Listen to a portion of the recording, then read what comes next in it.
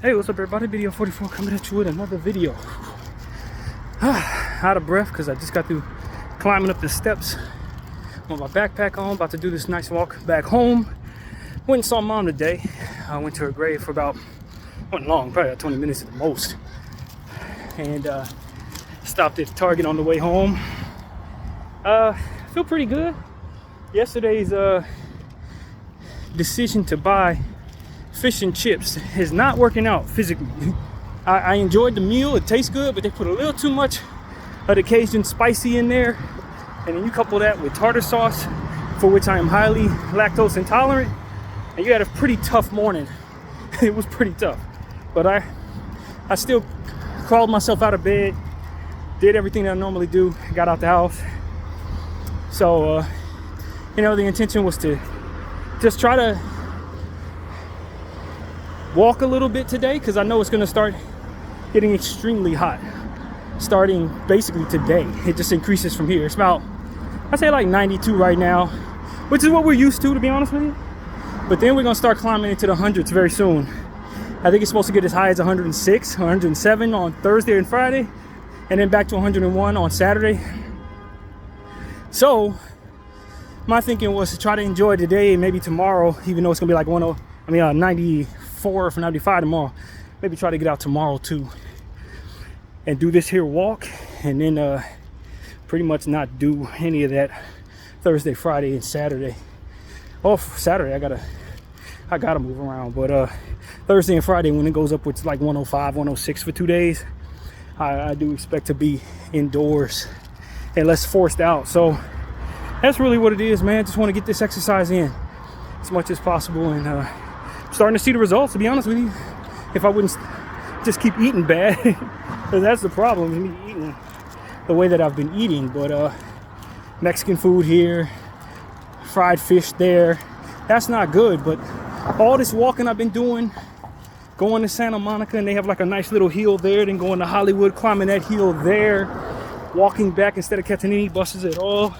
Today's journey had me climbing multiple stairs, basically trying to jog upstairs. That's what I've been doing. So I'm trying to get back in shape, man, and it's showing. I can clearly see in just 1 week's time how my stomach has gone down with that, coupled with the crunches that I've been doing at night. I haven't really been doing my hundreds, but I've been replacing it with so much walking, and my body's been really exhausted when I get in the house, so I know I've done good. So this walk here should help, and just the importance is to just get the sweat in. Sweat equals weight loss as far as I can tell. As long as you're not replacing that sweat with bad food, the sweat will then follow with you losing fat cells. So that's what life has taught me. You just got to eat right and sweat a lot. And I hadn't been sweating, even though I do my push-ups and my squats. They don't require any sweat at all. That's what I've come to respect. I don't sweat at all when I do my hundreds and none of that, because I'm so conditioned for it, and I do it at such a comfortable pace it ain't really pushing the body at all. You got to make your body do something out of its comfort zone so that you can sweat, and then you'll start seeing the results you're looking for. So that's what this is, man. Just getting out here, hot as it is. It feels like it's getting hotter. It probably is, actually. It's about 3:30, so it's supposed to reach up to about 94 today, I think, or 93 today, and then maybe up to 96 tomorrow, something like that. But the way I see it is, this go round, even though I do plan on beating the heat, my threshold is what I want to build. I want to be able to manage 93, 94 degree heat and walk. You know what I mean? Instead of trying to dodge that, because it is getting up to 106, stuff like that. So, you know, when it starts to cooling down is back down to where we are now. So, be in the house for 5 days straight trying to beat this heat, it just doesn't work in the valley. You gotta condition yourself for it, especially if you don't drive. So that's really what it is, man. Trying to carefully condition my body for the heat and just deal with it. So that's really what this is, man. Tried to buy as much stuff as I needed so that I wouldn't have to make any trips, mandatory anyway, trips anywhere, and I can just kind of go at my leisure. So yeah, man. And then plus on top of that is not catching the bus when you do shopping. Like, I got a heavy backpack right now, even though it isn't as heavy as it was last Wednesday. when I was carrying all that stuff up this way. But, you know, getting my body used to what it was used to at the end of last year.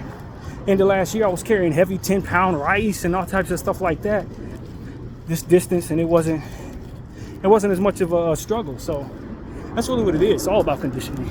And I got plenty of water, pretty much doubled up the water that I usually bring.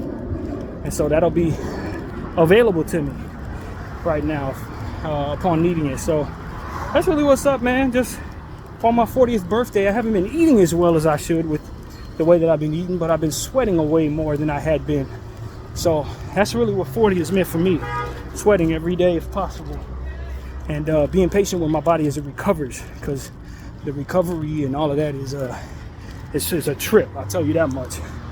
But yeah, man, I feel okay. I feel pretty good. I thought I had a fantasy basketball draft to do. You know, I'm trying to max myself out on all major platforms. And I thought I had one to do at 1 o'clock. When I got to Mom's grave, it was exactly 5:80 something like 5:58. And I checked, and they said that not enough people had joined the league. So I was even further happy that I left the house, because what I was thinking about doing was doing laundry and then doing the draft, making sure I was home for the draft. But I'm like, nah, I can do laundry on one of these hot days. Let me utilize the fact that it's still under 95 degrees and get out here and mob. So that's really what it's about, getting out. Plus, after yesterday's meal and how I felt this morning, I know I need to sweat. I know I need to force it. So that's what's up, man. Just making it happen, sweating hard and enjoying what comes of it. Hopefully by the end of next month, the end of, I say, October, I want to look like I used to look back in December, or at least close to it. Get all the chub off, get the conditioning up, try to win these battles against bad meals. I don't have anything to celebrate, so it's not like I'm gonna be eating more fried fish. I got fried fish for my birthday, and I got fried fish for my mom's birthday. Ain't no more birthdays to celebrate, so we will be putting an end to that and getting back in the habit of doing things. I bought some more of that jerk shrimp that I like, man. That was good last time, and they still got it on sale 2 for $10. It's gonna hike back up to $8 very soon, so I bought 2 of those today, and that'll be what I have. It lasts, it tastes good, it settles well in my body, so I haven't had any trouble with it as of yet. We'll see if that changes. But you know, it's just about doing what we got to do. Yesterday was a nice walk as well. Actually, no, I took yesterday off. I did. I stayed home and slept and recovered. That's what I did. And celebrated Mom's birthday in the house. Did another playlist, Delicity 397, which was pretty good, solid jazzish type R&B-ish.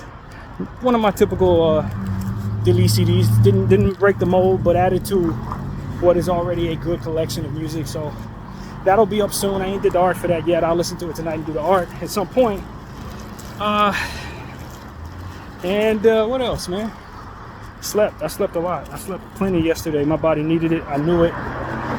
Listen to it, take care of it that way. So yeah, man, that was really what it was. Did Bible study, of course, with the family. Spoke to my aunt a little bit. She's celebrating my mom's birthday yesterday as well. Said she bought herself some strawberry shortcake for my mom. My mom liked that type of thing. My mom was a real fan of that type of pastry, shortcake. I knew her more for carrot cake. That was my mom's favorite thing. Carrot cake, butter pecan, Rocky Road, ice cream, that kind of thing. She really loved that kind of stuff. What else? Talked to her friend as well, who checked in on me, see how my spirits was. That was really nice. Her friend Pat checks in on me about every 2 weeks, and so yeah, man, I'm still benefiting off the love my mom had. Her friends still, and her family, taking care of me and checking in on me, and you know, it's off of the strength of her relationships and how well she was with people, that people still love me and still look at me as an extension of her and paying honors to her by making sure I'm straight. Because I know I don't cultivate these friendships like she did. I didn't have that gift. I don't have that at all. So I'm benefiting greatly off of that. So, you know, for me, it's just today, I tell you, I didn't feel nothing when I went to the gravesite as usual. I don't necessarily find myself wired for what I think is normal in regards to that type of thing. You know, I saw people today sitting out there, brought flowers and, you know, and just do the traditional thing. Sit there, quiet time, maybe play some music. I'm not wired for that. I come down there, I look around, I look up at the plaque, I look around, I'm like, man, let me get up out of here. Like, that's kind of how I'm just naturally wired to be. So, you know, but I did say a prayer before I left. Thanked my mother for all the things that she's done for me, and said that I think she deserves some flowers. I should have bought some since I had a little more money. I wasn't thinking, but that is something that and that's just not something I do. I don't get it, to be honest with you. I try, but I feel really empty there. I don't feel like her presence is there at all, like at all. And so it's kind of just me looking up at a stone plaque. It just doesn't do it for me. I'm weird in that way, because I've mentioned many times. So, you know, just try my very best, try to go down there and play my respects. Didn't stay long, left, came back, and been intentional on doing this walk, and that's pretty much how my day is going, man. Ain't much else to it than that. So yeah, man, gonna get back into basketball content. That'll be coming as necessary, to be honest with you. I don't know if there's anything to really talk about in that regard. And of course, we always talk about Gaza, and that situation is ugly as always. And we're approaching a year of that in October, and you know, I know that based on what it is I've seen, it's going to be a very dark day for the Palestinian people come October 7th. That's ultimately what it comes down to. They're going to do something very terrible on that day. You know they are. And I just want to let everybody know, I'm pretty sure most people who are paying attention to this are anticipating that, but I expect it to be a very, very devastating massacre on October 7th, because they look at October 7th as the day that popped all this off. Even though we know that's not necessarily true, it's still the narrative that they run with. And so, given the fact that every time there's a Super Bowl or Oscars or anything that they otherwise think that the West celebrates, they do some of their nastiest work, so to speak. They kill and kill and kill. And so with October 7th coming up, I would just tell people to brace themselves for another massive slaughter of innocent people. I'm just gonna be honest with you. I don't know how else to put it. I just know that these evil bastards are going to kill a lot of people on October 7th. I know they are. And we should be ready for it. Those of us who are paying attention to it, you should be preparing your people in Gaza. If you know people out there, they should already know that October 7th is a big day for these for the Israel regime. And you know, there's a lot of frustrated Israelis out there, settlers who are expecting victory, and they've been doing a lot of protesting out there, and they've been treating their protesters rather awful, man. They treat their own people bad, because I told you, this is not about the people of Israel. They are gaslighting the hell out of them. They are lying to them, and they got them believing some really effed up stuff, to be honest with you. And when it's time to show and prove, they don't care to show and prove. They just want these people to continue to buy the narrative. But once it's time to start proving aspects of the narrative, they ain't got no interest in doing that. They don't care to do that. You know, the Hannibal Directive showed us all what they think of their own people, man. They kill their own people for their cause. That's what they do. The same thing that white supremacy does in every colonization project. They are willing to sacrifice many of their own to push the narrative, to assure that certain things aren't revealed or information isn't leaked out. They will slaughter their own people, man, without any concern. And that's why I want everybody to understand. When I say down with that, you got to understand that those who are involved in it need to have an understanding themselves that this is not for your benefit. This is about something that's supposed to go on long after you exist. They don't care about your life. As I told y'all many times ago, this is not about your generation. Your generation is already accounted for in death. They already got you penciled in as someone who's not going to be around. The things that they're doing is about generations in the future. They're trying to solidify lands long past their own lifetime, so you know they don't care nothing about yours. So that's what people need to understand, man. It's also imperative that those pro-Zionists understand that your very life could potentially be thrown away by the same people you're supporting deliberately so that this can continue. And if you're okay with that, you're being had. That's not a good thing. That's not okay. It's not a good thing. Dying on the I'm better than everybody hill is completely betrayed by the notion that you are so expendable. And that's what needs to be understood fully. If those who were selling this nonsense to you believed you were so valuable, they wouldn't have it within their plans to murder so many of you to keep whatever they got going. Think about it. If I'm the most important thing in the world, I'm chosen by God,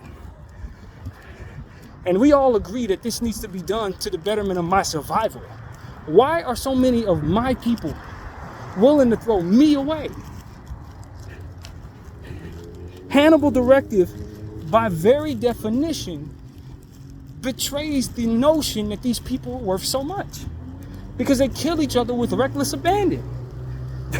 If they're worth so damn much, why are you so frivolous with their lives? How many times they had a chance to get these hostages back? And that's a narrative. I'm telling y'all, that ain't even real. I'm gonna be honest with you. There's one aspect of this situation I was thinking about this morning. Gave it a little prayer. It's in all of our faces, but it ain't something that I don't think anybody, even on either side of the conversation, can really give a legitimate answer for.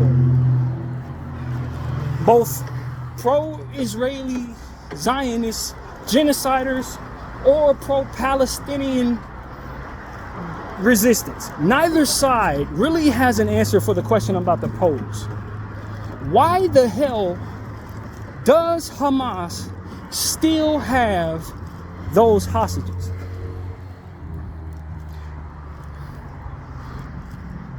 I don't think anybody can answer that question. If they didn't kill off 30,000 of your people, most of them children, why are you still holding their hostages? If they say that the whole thing is about moving on from those hostages, getting those hostages back,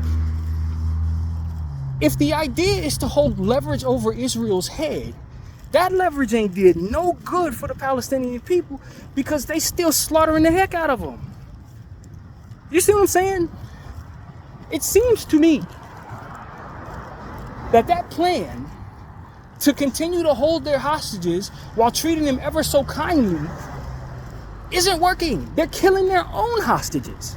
So why haven't you released these people back to the Israelis so that they won't have this to cry about in regards to continuing the genocide?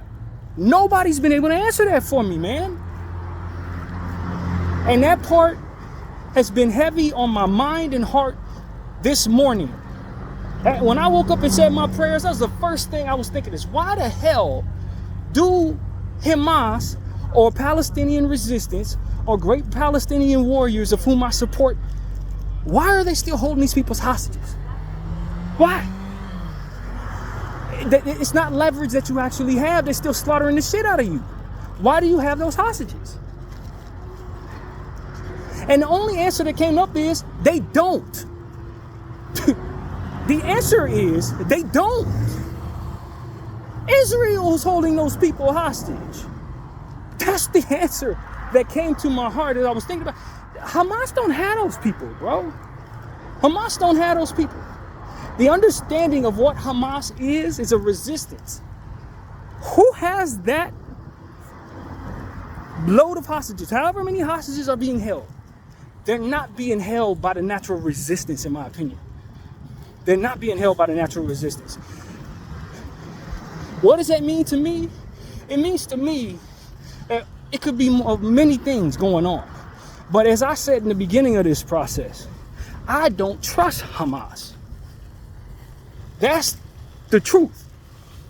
I'm telling you that I think there are great people within their resistance who are trying their very best to win this war. But I think there is a faction of Hamas that still works for Israel. They are overseeing the hostage process. And that is why no logic is held to why the hostages are still in custody and, with all due respect, still alive.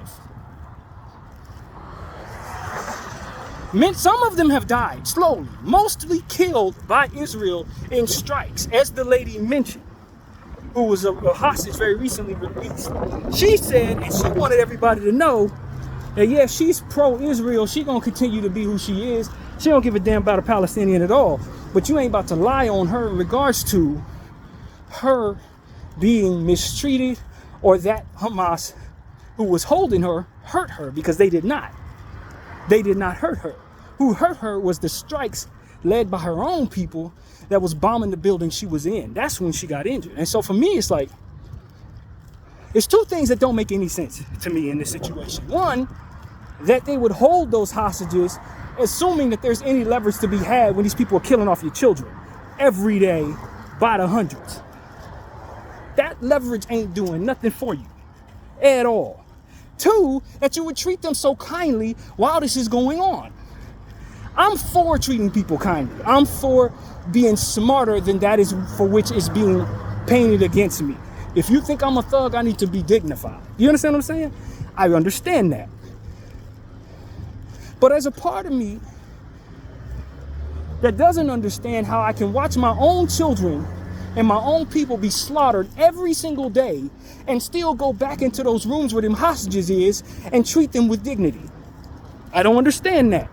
I hope to understand that. I hope to be that strong, but for reasons that don't necessarily incorporate the pain and the suffering that my heart would feel knowing that my people are being slaughtered. Do you understand what I'm saying?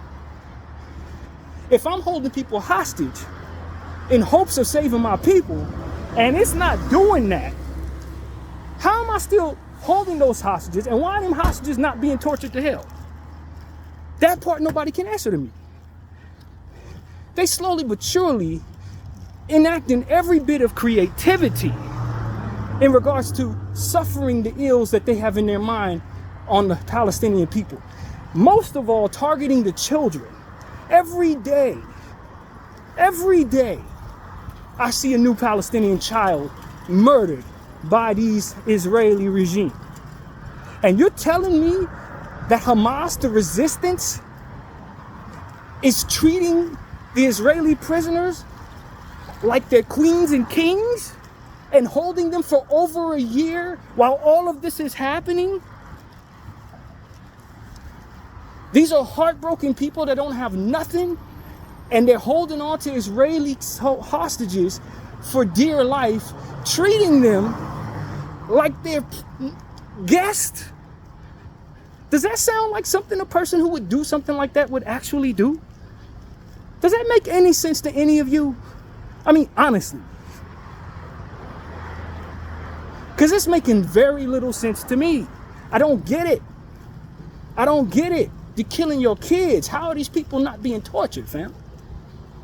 And I'm not advocating for torture. I'm just trying to put myself in the mind frame of somebody who's watched hundreds of people a day die from my own race while holding on to hostages that I'm treating kindly. I don't understand it. It doesn't make any sense. So I'm telling you that there is some leaks or some turncoats or a faction of Hamas that is being controlled by Israel. That's the only part of this that makes any sense to me. No part of that makes any other sense. Because they're treating those people great, which is something I support, treating people great. But from within a space where I'm not watching hundreds of my people die a day. That's what I'm trying to tell you. I don't know that pain. I know this comfort, and from this comfortable space, of course I want to see people treated humanely. Let you kill off 100 of my family members. I ain't treating you humanely, fam. And I know you served in the IDF, and I took you for hostage with the intention of keeping them alive or having some leverage, and I realize that leverage ain't working. You're gone. And I know they're enacting all types of torture upon the minds and bodies of the people that I love. And I come back in this room and I'm feeding you every day. I'm letting you shower.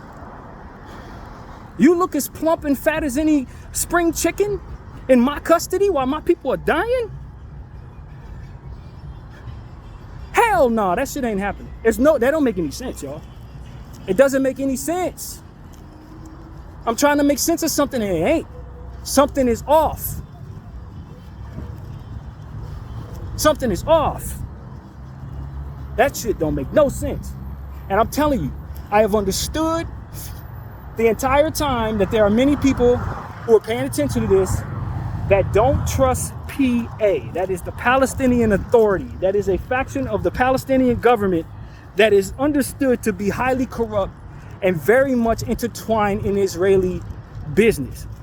They're supposed to be representing the Palestinians, but they really do whatever the Israelis tell them to do. I'm telling you that Hamas, it's something like that.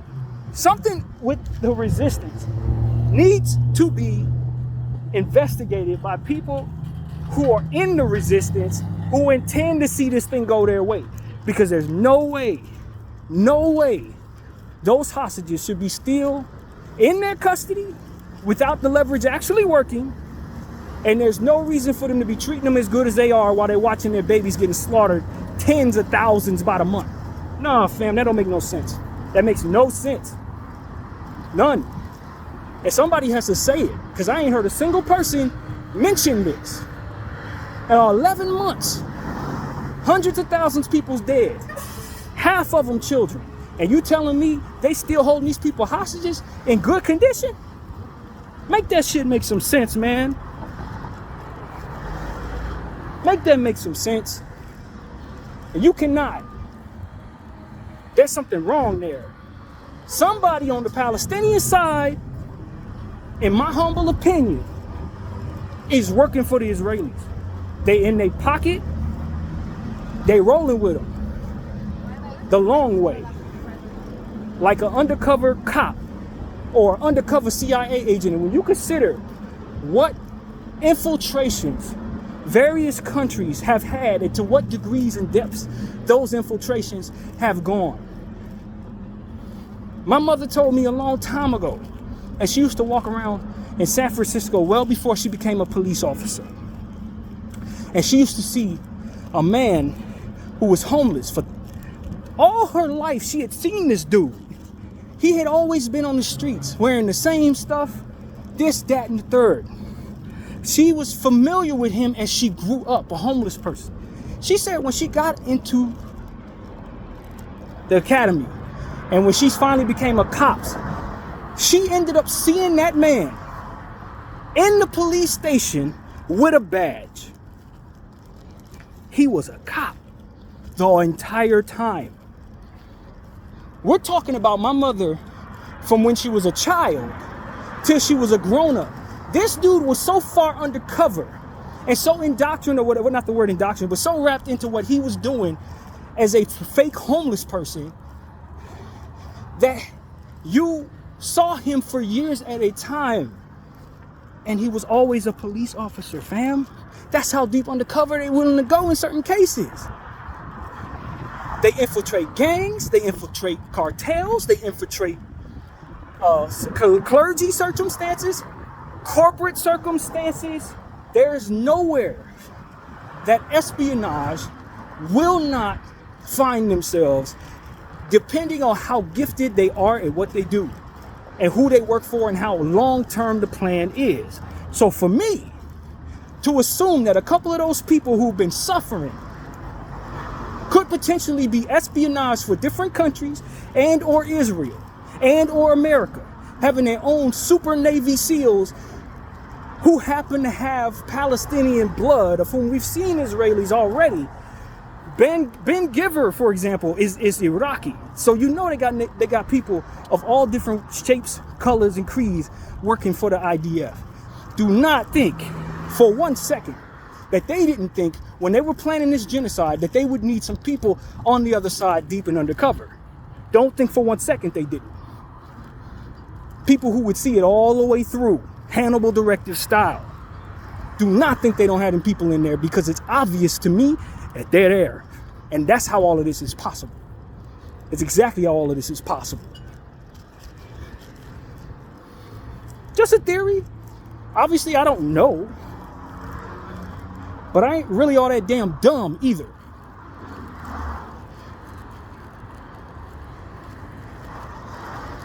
That situation with them hostages, That situation is corrupt. It's corrupt. There's no way them people are in good condition right now. There's no way they still alive. There's no way they didn't give them back. One of those three things should have happened. Either they should have killed them off, suffered them terrible ills, or gave them people back. Because it ain't holding no leverage. It ain't saved a single child. It ain't stopped a single bomb. It ain't changed a single legislation against you holding on to them damn hostages. All it's done is fuel the narrative. The narrative that this should continue to be done. Every time I listen to one of these people who are talking about pro-Israel, the first thing come out of their slimy ass mouths is the hostages. Eventually one like this mind has to start thinking, why in the hell are the hostages not given back already? Why they ain't dead? Because I'm telling you right now, as much as I love the Lord, if you put me through what you putting them people through, I don't think I'm gonna let your hostages survive that. I'm just gonna be honest with you. I don't think so, fam. I don't think so. When I'm watching babies die every damn day, no. They trying to wipe out your entire race and you still holding on to a couple of their hostages. Why ain't you took a couple more? All them IDF soldiers y'all done came across and y'all ain't took no more hostages? Think about it. How many battles they done won? From what I understand, the resistance been winning battles left and right, and they ain't took no more hostages? They're just keeping the old ones, right? And treating them good? I don't know what type of stupid I gotta be to keep buying this, but it's getting to a point where that stupid is wearing off. I'm just being honest with you. That type of stupid is wearing off. I'm continuing to see these kids dying every damn day. And you're trying to tell me that these idiots still got the excuse of the damn hostages to fall on? The narrative that the hostages are still being held? Why the hell are they still being held? There's a very simple solution to disarm them of that bullshit. Get them people back or slaughter them like they doing your children. That's the only thing that makes any sense in that situation. Holding on to them feeds whose narrative? Israel's narrative. And it's time somebody start thinking that way. It ain't no way in hell. No way in hell they should still be holding them hostage.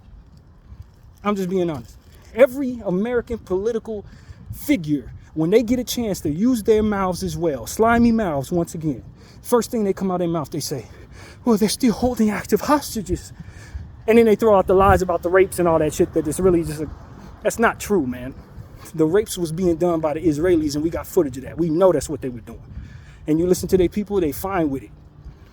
So that's not even, every accusation is a confession. We know that.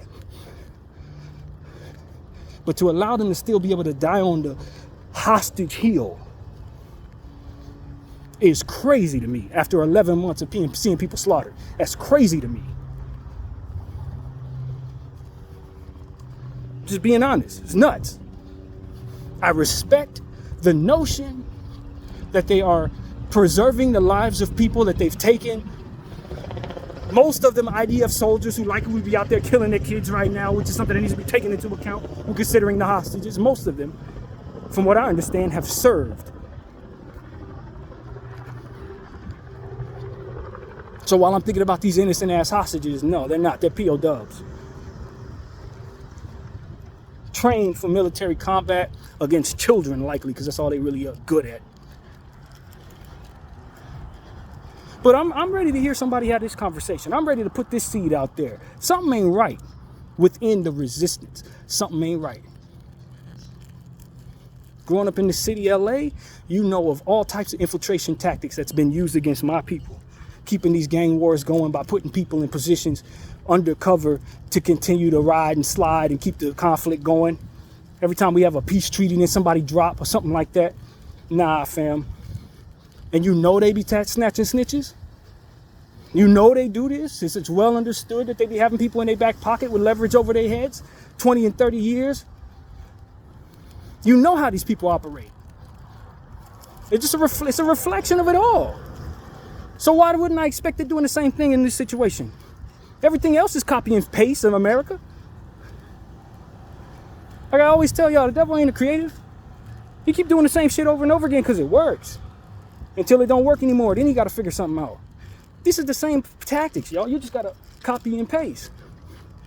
They doing all these plays they run them before. That's why I know what I'm looking at. That's why I anticipate what I'm seeing here, because these old plays. They did the same shit to my people. Did the same shit to the Native Americans.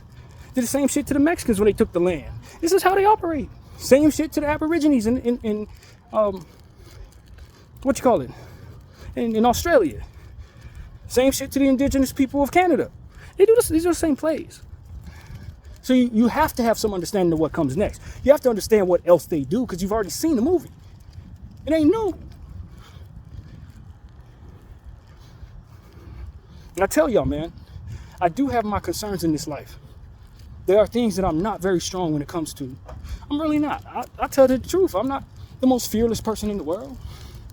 But when it comes to telling the truth about shit like this, I don't have a fear bone in my body.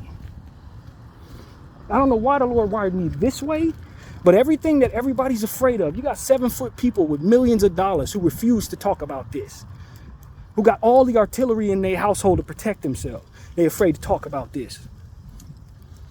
I had a dream last night that's relevant to what it is I'm saying. I'm not going to mention this person because I don't really want to put this out there in regards to a specific name. I don't think the purpose of it was to point out anybody, nor have I heard this person's opinion on said situation. But somebody who's famous, a big guy who's known for giving back, who I know has shown that he has an unselfish heart and cares for children, told me in a dream, or said publicly in a dream, when asked about this situation we're talking about. In my dream, he said, I'm a rich in, so I don't really worry about stuff like that. In regards to the Palestinians, and I'm a rich in. And I remember thinking in my head, I don't like that term, first of all. And that's a whole nother conversation. But rich in word, I don't think that's a term of endearment anymore. I actually think that's an oxymoron. When you consider what an N word is, and then what the notion of what rich means, it's like almost like an oxymoron. An N-word don't have the power to represent being rich and wealthy. If he's actually an N-word, what white supremacy considered an N-word, you're beneath everyone. You're the lowest of the low. You work for free. And rich, and what that means, and wealth, what that means is the freedom and the liberation of being able to not only purchase what all you want, but to be able to take care of yourself and your family, be able to move about the world as freely as you can. And N-word doesn't do that. He won't have that power because he's always under the thumb of white supremacy. That's what an N-word is. Do you understand what I'm saying to you? So I just want to put that out there. You ain't gonna never call me that. First of all, I ain't rich anyway. But if I were to become wealthy, those two words don't go together in regards to myself. It's offensive. You ain't putting them two words together, not when you're talking about me. That's the first thing. But then the second thing I was thinking was, I want to talk to this person. I want to talk to this person because I believe that they know better, that they are powerful enough in the world to have a more compassionate stance in regards to those who are being faced with some of the worst atrocities happening to their people imaginable. The last thing I want to hear is basically, I don't care because I'm a rich in. So that's why I'm not putting a name to it, because I really ain't heard this person say that. I don't know that that's their position. I also haven't heard them speak up on the positivity in regards to Palestine. But to say that this person thinks this way is not true, I don't know that. And that's why I'm not putting their name out there. But there's somebody I know who's giving back to the community. Somebody who goes far and beyond to give back to his people and to others. Some of y'all who've been silent, you've already proven yourself to be unselfish and willing to give. Your silence puts a black eye on all of the good that you've done. Rich celebrity, philanthropic celebrity, because you're willing to let certain types of people do certain types of atrocities so that you can keep what you got going, so that you can keep because they can take everything from you, so you believe. So it must be fine for them to do whatever they want to do, because if you step on their toes, not only do they step on yours, but maybe who all else you're afraid of having lose things around you. You don't want to be the reason they take opportunities away from people you've already helped. You don't want to be the reason they phase your entire people out of a certain circumstance. I get it. I understand how much power the Zionists and Israelis have at this point, and the Americans and all of that. I understand how massive their reach is in regards to snatching wealth from people. They can snatch your wealth away. So to minimalize the concern with striking against them in regards to their intentions, when you may not understand the full nature of what's going on there, because it requires some studying, and a lot of y'all ain't gonna do no studying, I can see why you won't speak up on the genocide. You probably figure there's enough medias running around doing that. But what I'm telling you is this: you are still to speak. You are still to speak. You are supposed to throw all of that away and understand that the infrastructure from which they control, and I've said this once before, doesn't stay the same once what it is they control starts to rebel against the evil nature of their actions. Once the money makers start backing away or rebelling, then you start seeing the infrastructure of what it is they control, the environment from which they're used to controlling things, starts to deteriorate from underneath them. And all that power means something different when the environment changes. That's what I needed all my celebrity friends and my billionaire friends who really don't want to see people die, who really don't actually want people to suffer, but are so afraid to buck the Zionist movement that they will allow the Zionists to do whatever they want to do. Now, if I were to do something like that, they would rebel against me, cough on my head and all that. But let the Zionists want to kill babies. You let them do it. We protect babies unless it's the people in power who want to kill them. Then it's just like, well, it's complicated. Y'all were supposed to strike at that with sacrifice to all that what you thought could be lost. And some of what you thought could be lost could have been lost. But all of it, what you were most afraid of, wouldn't have fell out like that. It would not have fallen out like that. All that they say that they can do and what you believe they can do, it no longer is as possible when people start using the power that they have to rebel against what it is that they're doing. It's not the same world for them anymore. That's what people need to understand. It's not the same world anymore. They're used to controlling the world that doesn't even look at them half the time, won't even mention them half the time. Now they're living in a world where everybody's associating them with the actions and activities that they're engaging in against the Palestinian people. They can't go nowhere in the world without being shunned for this. You should have anticipated that based on the egregiousness of the behavior and the multitude of footage results that have been present in regards to the situation. It's documented. That was your safety net. The proof that they're doing it. If there was no proof that they were doing it, then you would have much more of a leg to stand on in regards to wanting to be silent about what it is you believed was happening. But that we have proof, and that most of the narrative that they've been using has been debunked. You, famous person, you rich person who doesn't align with this narrative, who doesn't necessarily want to see people slaughtered, you were supposed to step up. And your cowardice and your adherence to their behavior only further reinforced their power. It made them stronger. A lot of you subordinates of Israel, a lot of you subordinates of Zionist supremacy, you had the power, have the power to change things. And it was that you didn't why they haven't changed.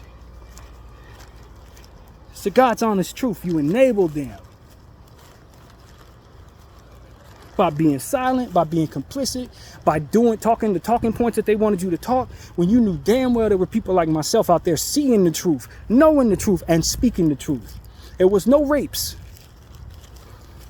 There was no rapes done by the Palestinian people. It would never happen. There were no headless babies. All of the different things that Israel said Hamas was doing, they have done. Just about all of them. A lot of the tactics that they were saying they were fearful were really tactics they were engaging in upon those people. These are truths that have footage at this point. You don't have to wonder if this happened. It's there. You can see it. And yet y'all would still allow them, who's already been, the cat's already out the bag. People already know they full of shit. And you still stand behind them, even in the presence of them being outed for their lies. You are the power. The lies are out, if not for you, standing in front of them, saying we believe the narrative that has already been proven not to be true. Hollywood, sports and people, y'all are the power. They've already been outed.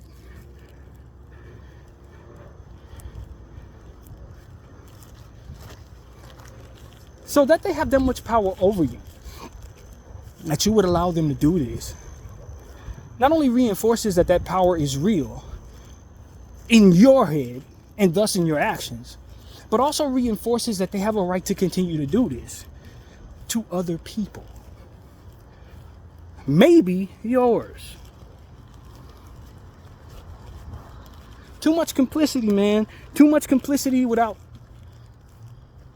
thought as to what the world looks like now that all of this has been shown to them, to everybody. Now that this is out there for you to find, if you just want to do a little work, you can find all of the footage of all the dead babies that they've killed.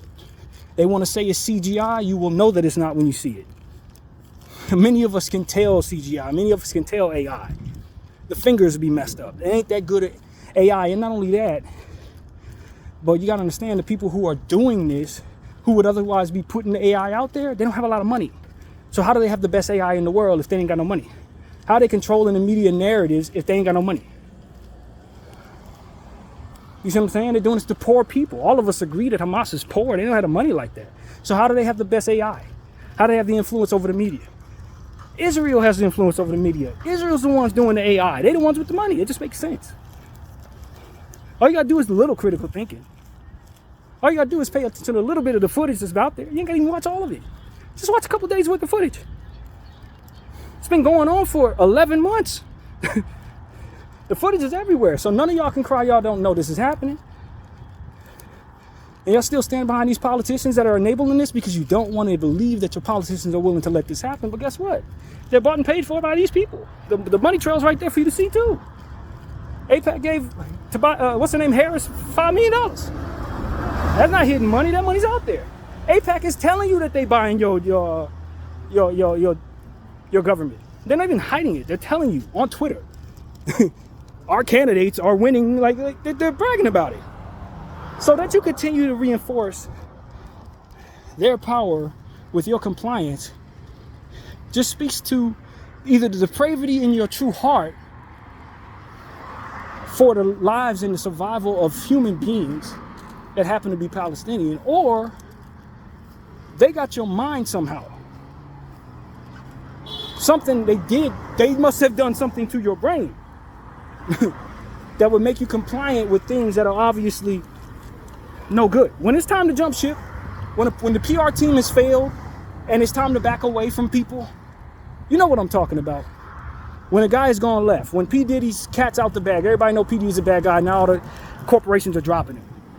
Israel is in a place where that's been the case for about 10 months now. And yet nobody's backing away from them.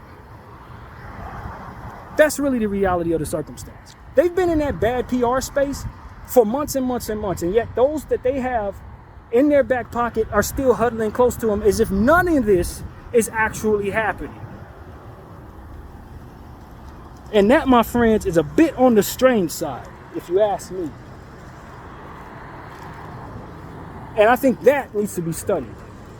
That needs to be studied based on what would keep people complying in these circumstances? What would keep corporations close to them? What would keep governments in their back pocket when all the talking points that these governments are willing to spew to their own people have been disproven as full-fledged lies? And there's a whole campaign behind the nation, the narrative against that propaganda. If ever there was a time to back away from somebody, it was this situation now.